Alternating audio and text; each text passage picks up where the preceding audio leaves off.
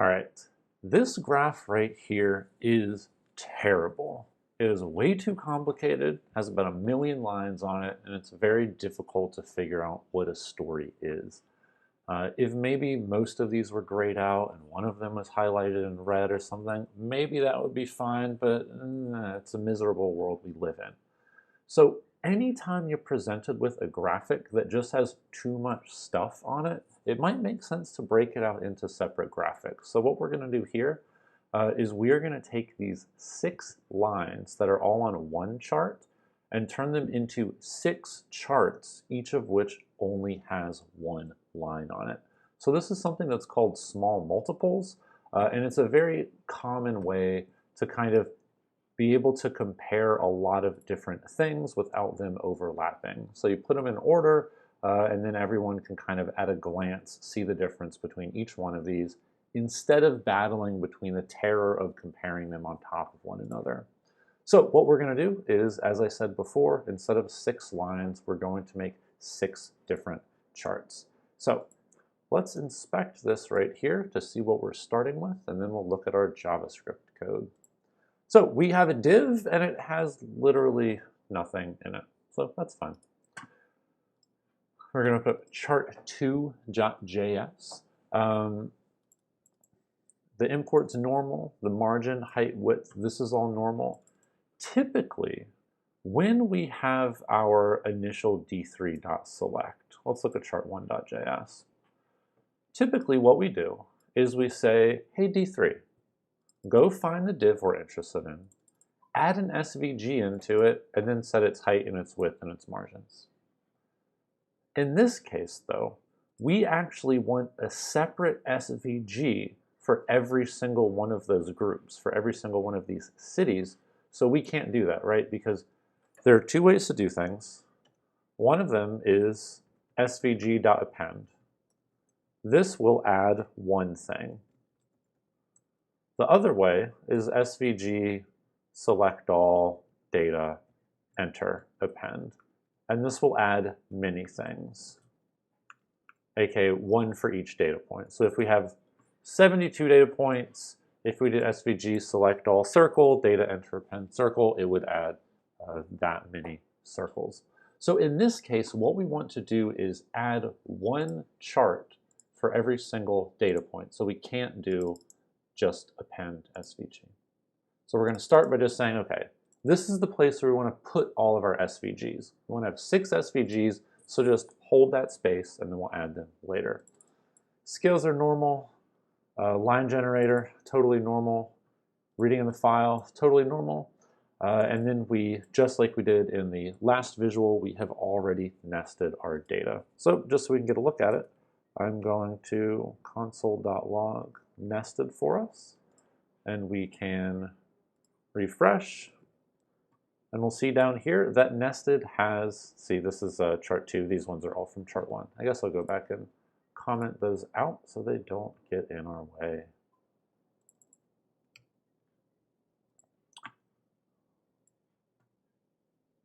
Great.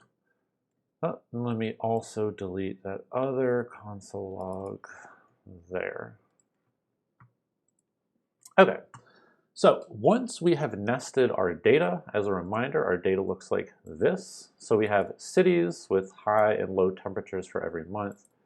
And so when we group, we say, hey, D3, group all of our data points together, group them based on city. So because we have 6 different cities here, it gives us 6 different groups of data. Every single one of those groups has a key, which is the name of the group, and it has values, which is the data that goes into that group. The important thing here is, though, we have 6 different data points, 6 different groups, and we want to have 6 different charts. So in the same way that before, when we said, hey, I want to make 6 different lines. So I'm going to select all data, enter append with our nested data. We're going to do the same thing, but we're going to do it with SVGs instead. We're going to say, for every single one of these groups in nested give us an SVG. Usually we do svg.selectAll. In this case, we have the container. So the container is what, it's the div that all of our SVGs will go into. So we're going to be doing our .selectAll on this container because that is where we want all of our SVGs to go. So let's do it. We're going to say, hey, container, find all of the SVGs that are inside of you, attach this nested data to them, and then if you're missing any SVGs, if any of these groups do not have an SVG, add an SVG for them.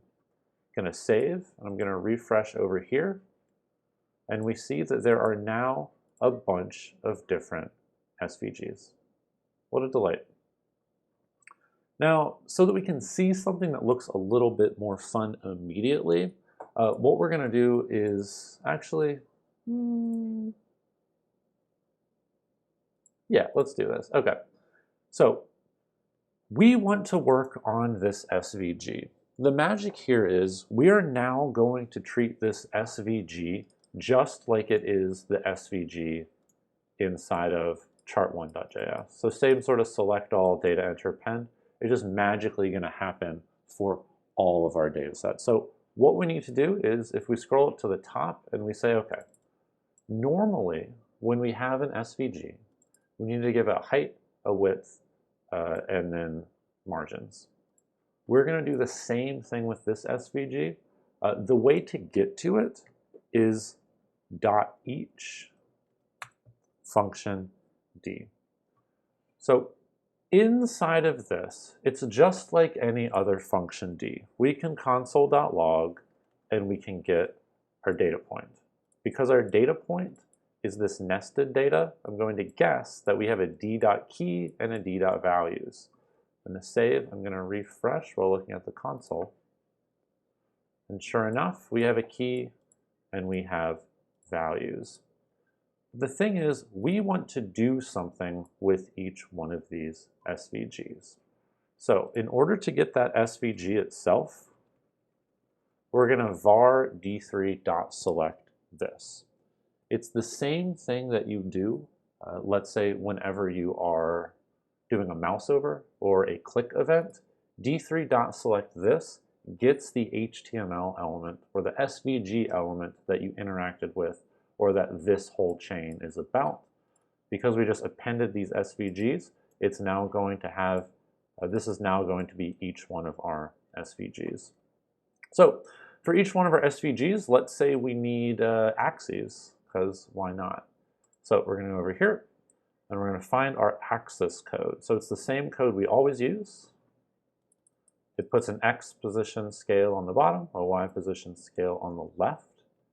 Because this has a X position scale and a Y position scale already made, it's going to work fine. So I'm just going to paste that there. Now, this says, make an X-axis magic thing, add it to the SVG. Make a Y-axis magic thing, add it to the SVG. Because we did this up here, where we said, hey, take whatever we're looping through here, take each one of these SVGs, and select them one at a time, it is now going to add an axis. Kind of, though. So we see there's an x-axis, a y-axis.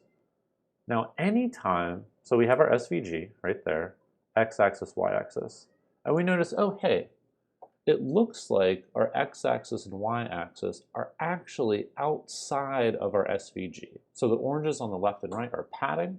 The blue in the middle is the SVG itself. And these axes are outside, which is why we can't see them, or why we can barely see this one on the left-hand side. So you say, oh, I remember when this used to happen. It was before we started doing the margin thing. I say, yes, that's correct. So we can go up here. In chart 1, and we can say, okay, this and this are what's important. We establish the margin, we establish how wide and how tall our graphic should be, and then inside of the SVG, we set the height and width, and we add this little padding G here. So what we're going to do is we're going to copy and paste this, and there are actually two different places that we can put it. So the magic of D3 is when I do .append SVG, that appends a lot of SVGs, right? In the same way that this code right here added a lot of different circles to our first graphic. So our first graphic looks like this, that added a bunch of circles. We did our .atttrr3, and that set each one of these SVGs to have a radius, or each one of these circles to have a radius of 3. We could actually do the same thing here, where for each one of our SVGs, it gets a height, and it gets a width, and it gets a G put inside, and that G gets transform translated. So we can save, and we can refresh, and there we go. That works. We could also put this in here, where we say, hey, grab the SVG, and then give it a height and a width and some margins. So they both end up looking the same. I think that doing it this way, even if it's a horrifyingly long chain here, it's going to keep our code simpler inside of here. So what this in here is it's like a for loop where it's going to go through every single one of our SVGs, and it's going to do the code inside to it.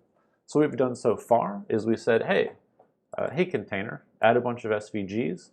For each one of those SVGs that now has a height and a width and a margin, I would like for you to give it an axis. And sure enough, it gives it an axis. Now what we want to do is inside of here, we would like to give it a line. We want to use our line generator in order to draw a line going across. So inside of this SVG, we want to add exactly one line. Inside of this SVG, we want to add exactly one line. Inside of each one of these SVGs, we want to add exactly one line. When you are inside of this each, you have to pretend that this SVG is the only thing in the world. Yes, we are going to add 6 different lines because there are 6 different charts, but the way to think of it is just work on this one graph here. Imagine this is the only graph that exists, and it will automatically fill in all of our others. So what we want to do here is we want to add a path and then give it a D so that it can have a nice pattern here. So we're going to say svg.append path, right? So that's going to add one single path to it. And because we are adding one single line here, we want all of our data points to be associated with that one line. So we're going to do this wrong first, and then we're going to come back and fix it. So you think, hey, I want to attach all of my data points to it, and then I'm going to do the normal thing, fill none, stroke black, and because we only have one line here, one path, datum, we're going to attach all of our data points to this one path. Because we're only adding one path here, because we only want one line, we use datum. Then we say, hey, anytime we do .append datum, when we set the attribute for the shape of the line, we always do D line. So let's just see what this looks like. Save, refresh, and it's crazy. Look at all those lines. Oh, it's insane. It's out of this world. Except it's actually only one line that keeps going back and forth. So it draws this, it moves back, it draws this, it moves back, it draws this, it moves back, it just goes back and forth. So why did this happen? Why are we getting so many lines? Because I already said we need to treat this just like it's one SVG, and we did the same thing we always do when it's just one SVG and we want to draw one line. The problem is data points here. So when we said put that one line in there, that one path, and attach all of our data points to it, the data points variable is actually when we read in all of our temperatures and we went to our ready function, that is all of our data, all 72 points. So when we said, hey, take those 72 points and attach them to the path, it said, okay, I'm going to use all 72. That's not what we want. What we want is just the data for this one SVG. Each SVG has one group associated with it. This is the first group, this is the second group, this is the third group. We just want the first group here, we just want the second group here, we just want the third group there. Now, what happens is, inside of our dot each, D is always our data, right? It's always our data point. In this case, it's the group. We already console.logged it before, right here. So for this SVG, the group here is NYC. D.key is NYC, D.values are our data points. The data points in that group, D.values, are the things we want to use to draw the line. Because the very first graph is going to have these data associated with it. The second graph is this data, the third graph is this data. So anytime you're inside of a dot each or any kind of function D where you've bound nested data, know that you're going to use either D.key or D.values. In this case, the data we want is not all 72 points, but just the data for our one group. So if we change this to D.values, we save, and we refresh, it is now just going to draw for that one there. So just remember that anytime you are inside of a function D, when you've bound nested data, you have either D.key or D.values. And if you're ever trying to find the maximum value, if you're ever trying to graph anything, it's always going to be D.values. If you like to forget that all the time, you can say var data points equals D.values, and then you'll be able to say, okay, there, data points. And because we reassign that to this variable name, it will then work great. It's probably good to kind of think about the fact that it's D.values and that there's a difference between using data points in here and using data points out there. But whichever one makes more sense to you is fine by me. So I'm going to stick with D.values right now. We're doing well. Okay, what else do we need here? What city is this? What city is this? What city is this? We do not know. We need to add a name to it. So in the same way that D.values is our data, D.key is the name of our group. So what we want to do is we want to add a text object to this that will act as a title. It'll be in the middle and it'll say NYC real big. It'll be in the middle, it'll say Lima nice and big. So here's what we're going to do. We're going to say, hey, you want to think, how many text elements do I want to add? Now, we do want to add 6 because it's 1 for every single one of these, but as I've said before, pretend that this is the only SVG in your life. This is the only thing that matters. So we only want to add one label to this, so we only want to add one. Don't think about the 6 different multiples here, just think about this one graphic. We only want to add one text element to it. So I'm going to say, hey, SVG, add a single text element. And I'm just going to add test as the text to it, just to make sure it shows up. Save, refresh. There we go. We get text. Now, how do we actually populate that with the name of the group? Oh, well, in the same way that D.values are all of the values for that group, we're going to do D.key, and it's going to be the name of that group. So svg.append text, and then we say make that text say the name of the group. Save and refresh, and there we go, NYC, Lima. We want to center it though. In order to center it, text anchor middle. It's going to put that in the center. going to center it. I'm an idiot. It's going to center it there. I'll leave that out for a second. I got ahead of myself. So in order to center this, we need to move it to the middle of the graph. The middle of the graph is width. So the whole width divided by 2. So we're going to say ATTR x width divided by 2. It's going to move NYC to the middle. It's centering it around this point right here, though, not around the center here. This text is pretty small, so you can't tell. But anytime you want to center something, you also need to add text anchor middle to it. Adding text anchor middle is going to actually center it along whatever x and y you give it. So that's pretty good. Tucson could probably go up a little bit, so I'll just say ATTR y, let's say -10. And there we go.